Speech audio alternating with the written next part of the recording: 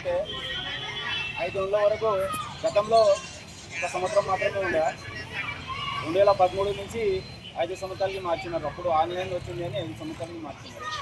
ఆ కార్డు ఉంటే మాకు ఎన్ని ఉన్నాయి దాంట్లో సంక్షేమ పథకాలు అంటే మేము చెప్పి కదా 1996 ఏ కట్టింది ఆ చట్టం ప్రకారము నేను పని చేస్తుంటే నా పిల్లలకి 1వ తరగతి నుంచి 10వ తరగతి వరకు సంవత్సరానికి 5,000 వేయాలి. ఆ తర్వాత ఇంటర్మీడియట్ పోయినప్పుడు సంవత్సరానికి 10,000 వేయాలి. ఇంకా ఆ పై చదువుకి చదువు పట్టి లక్షల్లో ఉన్నాయి. ఆ తర్వాత నా 2 పిల్లలు ఉంటే వాళ్ళకు స్కూల్కి పోనీకి సైకిల్ ఇవ్వాలి. తర్వాత నేను పెళ్ళి చేసుకున్నాను. నాకు 2 పిల్లలు పుట్టినప్పుడు మొదటి కాన్పుకి 20,000, రెండో కాన్పుకి 20,000 వస్తాయి. అంటే నా ఫస్ట్ బిడ్డ పెళ్ళికి 50,000, రెండో బిడ్డ పెళ్ళికి 50,000. నాకు మళ్ళా మొదటి బిడ్డ కాన్పులకు 2 కాన్పులకు వస్తాయి, రెండో బిడ్డ కాన్పులకు పాపకు 2 కాన్పులకు డబ్బులు వస్తాయి. మాకు పని చేసేటప్పుడు కింద ఏమైనా పడి దెబ్బలు తగిలితే దానికి డబ్బులు వస్తాయి.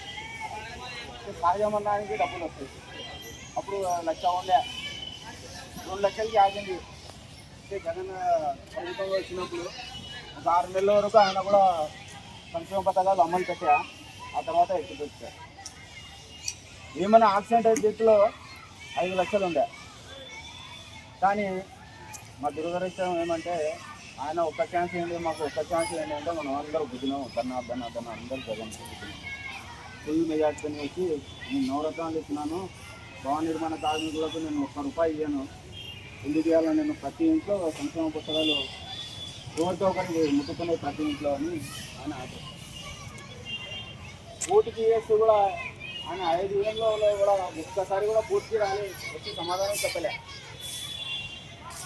దాదాపు మాది 663 కోట్ల రూపాయలు వాడుతున్నాడు. అయితే ఈ డబ్బులు ఎక్కడి నుంచి వచ్చినాయని అనుకుంటున్నారు. అది కూడా ఎక్కువ.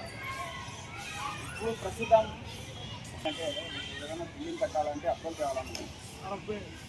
ఏమైనా పెద్ద సాల్వ్ చేయాలంటే 10 లక్షల పైన ఉంటే దానికి అప్పులు తెచ్చుకోవాలి.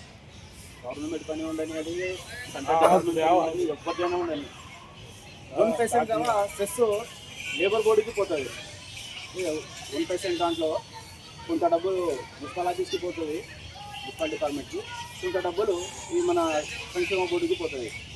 ఆ సంక్షేమ బోర్డుకి ఎందుకు పోతాయి అంటే మాకు ఒక ఓనర్లే.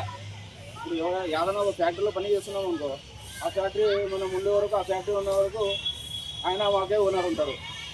కానీ మేము ఒక నెలలో ఒక ఇల్లు కట్టాం, మళ్ళీ ఒక నెలలో ఒక ఇల్లు, అంతే కదా. ఎవరైనా ఓనరు ఉంటారా? మాకు ఉండరు. కాబట్టి ఆ పని కూడా మనకి ఏమైనా అయితే ఈ స్ట్రెస్ ద్వారా ఈ కార్మికులకి ఆదుకునాలా అని అప్పుడు జీవో జారీ చేసింది.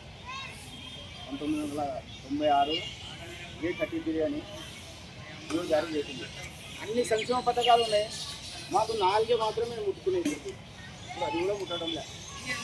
ఒకటి కాన్పుది, రెండోది పెళ్ళి, రాజమరణం,